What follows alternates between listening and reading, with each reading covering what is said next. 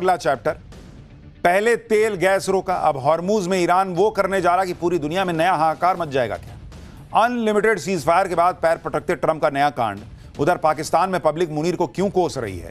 Trump Iran की तनातनी के चक्कर में युद्ध के बाद भारत में 25-30 रुपए महंगा हो जाएगा क्या पेट्रोल, इसका सच क्या है।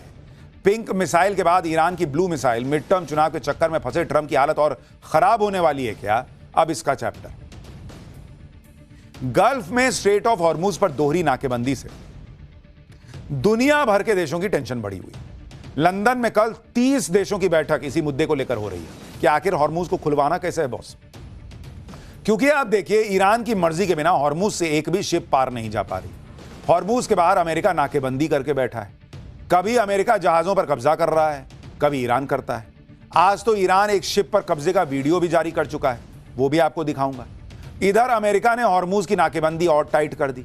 ट्रंप ने एक और न्यूक्लियर वॉरशिप ईरान की तरफ रवाना कर दिया है। मतलब एक तरफ अनलिमिटेड टाइम का सीज फायर चल रहा है, दूसरी तरफ ईरान की घेराबंदी चल रही है। ईरान अलग उधर जो है वो अपने पैर फैला रहा है। ट्रंप और ईरान करना क्या चाहते हैं, दुनिया को समझ में नहीं आ रहा। इधर ईरान ने हॉर्मूज के समंदर में बिछी इंटरनेट केबल को काटने की धमकी दे दी है।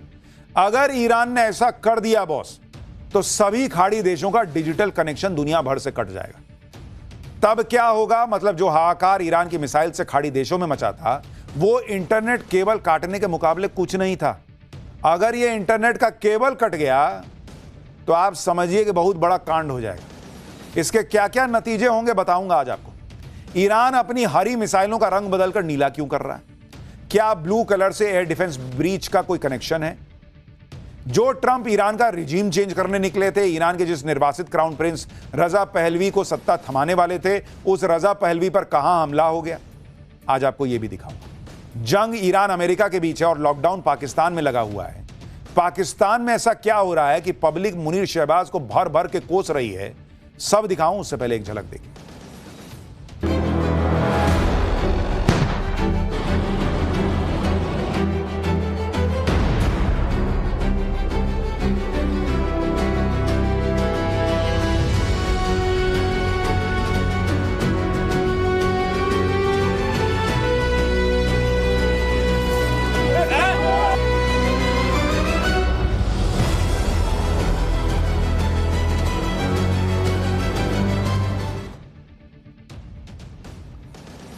अमेरिका ईरान के बीच जो मारकाट थमी हुई है फिलहाल के लिए, वो कब शुरू हो जाएगी कोई नहीं जानता, क्योंकि ट्रंप की बातों का भरोसा किसी को नहीं है। कल ही ट्रंप ने अनलिमिटेड टाइम के सीज फायर का ऐलान किया था, लेकिन आप देखिए कि ट्रंप ने अपना एक और खतरनाक वॉरशिप ईरान की तरफ भेज दिया।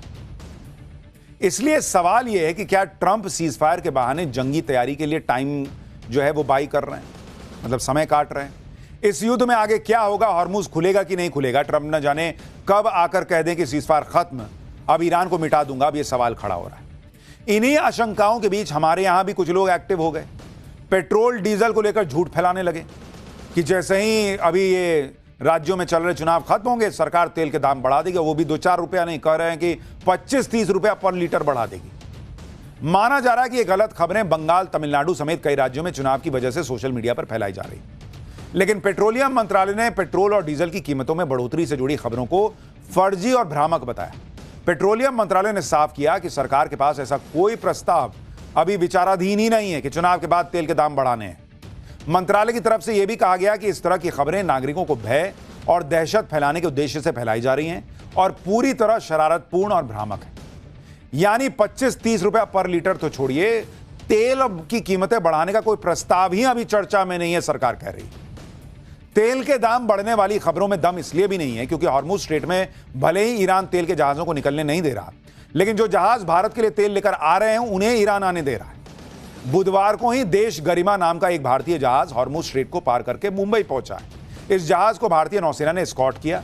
इस ऑयल टैंकर पर 97,000 मीट्रिक टन कच्चा तेल लगा हुआ है। इसलिए सरकार कह रही है कि हाल फिलहाल तेल के दाम बढ़ाने का कोई प्रस्ताव आया ही नहीं है, ना ही सरकार इस पर विचार कर रही है। देश में तेल की तो दिक्कत नहीं है, लेकिन गैस सप्लाई का थोड़ा बहुत संकट अभी भी बना हुआ है। इसलिए सरकार ने गैस के नए कनेक्शन पर रोक लगा दी, ताकि जिन लोगों के पास गैस का कनेक्शन पहले से है उन्हें कम से कम गैस वक्त पर मिलती रहे। भारत के पेट्रोलियम मंत्रालय ने कहा है कि फिलहाल स्थिति सामान्य होने तक नए कनेक्शन नहीं दिए जाएंगे। इस फैसले के बाद भारत में सरकारी तेल कंपनियों ने नए एलपीजी कनेक्शन जारी करने की प्रक्रिया को फिलहाल के लिए रोक दिया है। यानी अगर आप नया गैस कनेक्शन लेने के बारे में सोच रहे थे तो अभी आपको कुछ दिन इंतजार करना पड़ेगा, ताकि अभी जिनके पास कनेक्शन है उनको भरपूर गैस मिलती रहे और उन्हें कोई दिक्कत ना आए। सुनिए सुजाता शर्मा ने क्या बताया। भारत सरकार का ये प्रयत्न रहा है कि देश के लोगों को कम से कम परेशानी का सामना करना पड़े। इसी क्रम में मैं आपको बताना चाहूँगी कि हमारे डोमेस्टिक घरेलू एलपीजी सप्लाईज नॉर्मल हैं। कल भी 52 लाख से अधिक घरों को एलपीजी सिलेंडर्स की सप्लाई की गई है। बुकिंग पहले से अब कम हुई है, लगभग 44 से 45 लाख के करीब प्रतिरोज बुकिंग हो रही है। देखिए, तेल और गैस की किल्लत अपनी जगह है, लेकिन सोचिए कि अगर आपके फोन में इंटरनेट ही नहीं चलेगा तो क्या कीजिएगा। युद्ध में ईरान ने कुछ ऐसी ही धमकी दे दी, क्योंकि हॉर्मुज स्ट्रेट केवल तेल और गैस का ही चोक पॉइंट नहीं है, यह इलाका इंटरनेट सी केबल का भी चोक पॉइंट है। तेल और गैस के जहाजों को रोककर ईरान ने पहले ही जबरदस्त प्रेशर बनाया हुआ है। अब अगर इंटरनेट केबल काट दिया भाई ने, तो सोचिए सबकी क्या हालत होगी। ईरान ने यह धमकी हॉर्मुज के बाहर अमेरिका के ब्लॉकेड से परेशान होकर दी है। ईरान कह रहा है कि वो समंदर के नीचे जो इंटरनेट केबल बिछी हुई है सब काट देगा। अगर ईरान ने ऐसा कर दिया तो पूरी दुनिया में हाहाकार मच जाएगा, कई देशों की इकोनॉमी ठप पड़ जाएगी। किन देशों पर क्या असर पड़ेगा आपको आगे बताऊंगा, लेकिन पहले मैप के जरिए देखिए कि ईरान समंदर के नीचे जिन इंटरनेट केबल को काटने की धमकी दे रहा है वो केबल्स बिछी कहां देख रहे हैं। ये जो आपको पीली पीली लाइन दिख रही है वो हाईवे है, वो सब केबल है। किन किन देशों को इंटरनेट सप्लाई करती है। ईरान ने हॉर्मुज के गुजरने वाली अंडर सी इंटरनेट केबल्स का एक मैप जारी किया और इस मैप के मुताबिक हॉर्मुज स्ट्रेट में समंदर के नीचे 7 मेन इंटरनेट केबल बिछी हुई है। ई कॉमर्स, क्लाउड सर्विस और कम्युनिकेशन के लिए दुनिया का 97% से ज्यादा इंटरनेट ट्रैफिक इन्हीं केबलों से होकर गुजरता है। दुनिया का, खाली गल्फ का नहीं। ईरान ने इन केबल्स को खाड़ी देशों की डिजिटल अर्थव्यवस्था के लिए एक वल्नरेबल पॉइंट बताया है। अब आप देखिए कि अगर ईरान ने इन इंटरनेट केबल को काट दिया तो इसका सबसे ज्यादा असर किन देशों पर पड़ेगा। जिन देशों की संचार व्यवस्था पूरी तरह से इन इंटरनेट केबल्स पर निर्भर है वो गल्फ के कुल 5 देश हैं। इन देशों का रास्ता और इंटरनेट केबल दोनों हॉर्मुज स्ट्रेट से ही होकर गुजरते हैं। पहले तो यूएई है, दूसरा है सऊदी अरब, तीसरा है कतर, चौथा बहरीन और 5वां है कुवैत। अगर इंटरनेट केबल कट गया बॉस, तो इन देशों की कनेक्टिविटी भी खतरे में पड़ जाएगी, क्योंकि इन खाड़ी देशों की इंटरनेट लाइफलाइन इन्हीं केबल्स पर टिकी हुई है। अगर 1-2 केबल कटती है तो असर सीमित हो सकता है, लेकिन अगर एक साथ कई केबल्स को नुकसान हुआ तो इंटरनेट स्पीड स्लो हो सकती है, वेबसाइट्स डाउन हो सकती हैं, बैंकिंग, क्लाउड के साथ साथ डिजिटल सर्विसेज पर असर पड़ सकता है।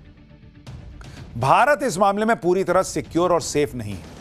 भारत का करीब 60% इंटरनेट ट्रैफिक पश्चिम की तरफ यानी मिडिल ईस्ट और यूरोप जाने वाली केबल से होकर गुजरता है। इसका मतलब है कि अगर हॉर्मुज में इन केबल्स को नुकसान होता है तो भारत में भी इंटरनेट पर असर पड़ सकता है। भारत में इंटरनेट स्लो हो सकता है, खासकर इंटरनेशनल वेबसाइट्स, क्लाउड सर्विसेज और ऑनलाइन पेमेंट सिस्टम पर असर पड़ सकता है। हॉर्मुज के पास ईरान कुछ भी कर सकता है, क्योंकि हॉर्मुज पूरी तरह से ईरान के कंट्रोल में है और वहां परिंदा भी पर नहीं मार सकता। यह बात ईरान ने युद्ध के इतने दिनों में साबित करके दिखा दी है। आप देखिए कि कल ही ईरान ने यह भी दिखा दिया कि कोई जहाज उसकी परमिशन के बिना हॉर्मुज से जाता है तो उस जहाज के साथ ईरान क्या कर सकता है। कल हॉर्मुज के आसपास ईरान ने जिस कंटेनर शिप पर फायरिंग के बाद कब्जा किया था, उस शिप पर कब्जे का वीडियो ईरान की सेना IRGC ने जारी किया है। वीडियो में दिखाया जा रहा है कि कुछ ईरानी सैनिक एक स्पीड बोट में बैठकर कंटेनर शिप के पास जाते हैं। इसके बाद मास्क लगाए ईरानी सैनिक धड़ाधड़ सीढ़ी चढ़कर MSC फ्रांसेस्का नाम की शिप पर चढ़ जाते हैं। यह शिप भारत आ रहा था। इसके अलावा कल ईरानी सैनिकों ने एक और शिप पर फायरिंग की थी। उस जहाज पर भी भारतीय क्रू सवार थे। आज विदेश मंत्रालय की तरफ से इस घटना के बारे में क्या बताया गया है वो भी सुनिए। So just to say that, in these 2 ships which were fired, they are foreign owned. There are some Indian nationals on them, on board these ships. They are safe. As far as our ships are concerned in the Persian Gulf, we continue to remain in close conversation with Iranian authorities so that they can safely exit Persian Gulf and reach India. Iran ने जहाजों पर कब्जा करके Trump को challenge दिया है, क्योंकि Trump कह रहे हैं कि अमेरिका ने हॉर्मुज के जवाब में ईरान की जो नाकेबंदी की है उससे ईरान को हर दिन $500 मिलियन का नुकसान हो रहा है। लेकिन ईरान तो ट्रंप के दावे को हवा में उड़ा रहा है और कह रहा है कि हॉर्मुज से तो उसे जबरदस्त कमाई हो रही है, वो भी बिना तेल बेचे। ईरान की ये नई कमाई हॉर्मुज स्ट्रेट में जहाजों से टोल वसूल कर हो रही है।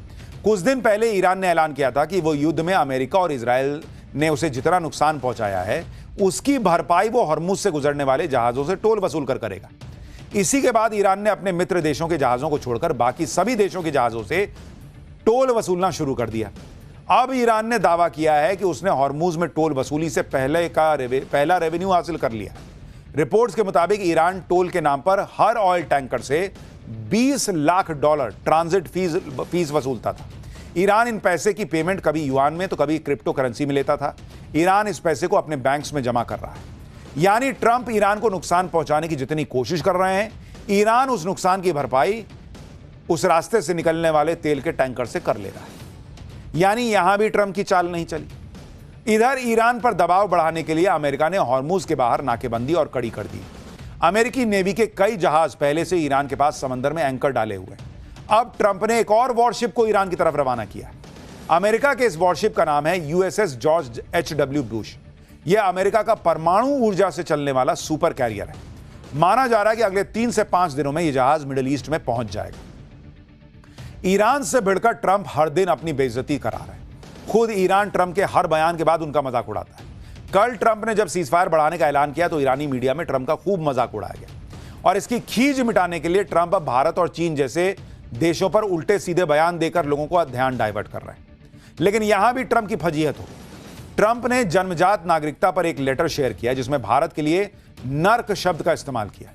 इसमें लिखा है कि यहां पैदा होते ही बच्चा तुरंत नागरिक बन जाता है और फिर वे चीन, भारत या दुनिया के किसी और नर्क जैसी जगह से अपने पूरे परिवार को यहां बुला लेता है। यह देखने के लिए आपको बहुत दूर जाने की जरूरत नहीं है। अब यहां अंग्रेजी नहीं बोली जाती। आज जो प्रवासी वर्ग यहां आ रहा है उनमें इस देश के प्रति लगभग कोई निष्ठा नहीं है, जो कि हमेशा से ऐसा नहीं था।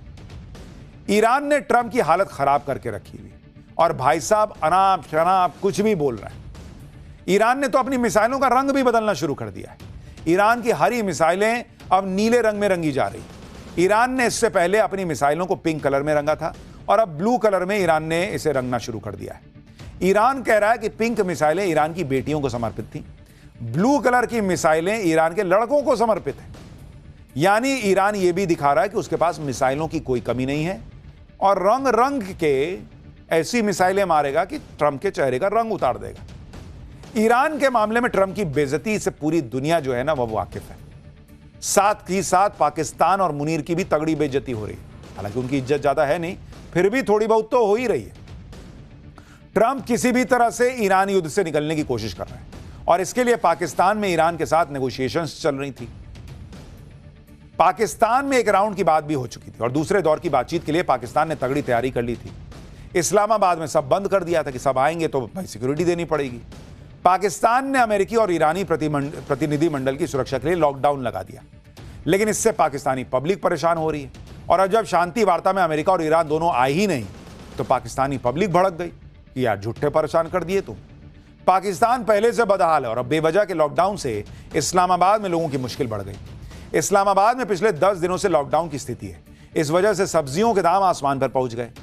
वहां मिर्च 300 रुपए किलो बिक रही है, टिंडा 800 रुपए का हो गया है, शिमला मिर्च 500 रुपए किलो की हो गई है। शहबाज और मुनीर अमेरिका ईरान युद्ध के सीजफायर का क्रेडिट ले रहे हैं और दूसरी तरफ पाकिस्तान के लोग ही शहबाज और मुनीर को गालियां दे रहे हैं कि हमारी जिंदगी जहन्नुम बना दी इसने। पाकिस्तान की पब्लिक ही कह रही है कि उनके नेता उन्हें जलील करा रहे हैं, लेकिन क्या कीजिए, ये देश बना ही जलील होने के लिए। खैर, पाठशाला में अब अगला चैप्टर। दिल्ली के पौश इलाके में IRS अधिकारी की बेटी का मर्डर हो गया। हत्यारे नौकर तक पुलिस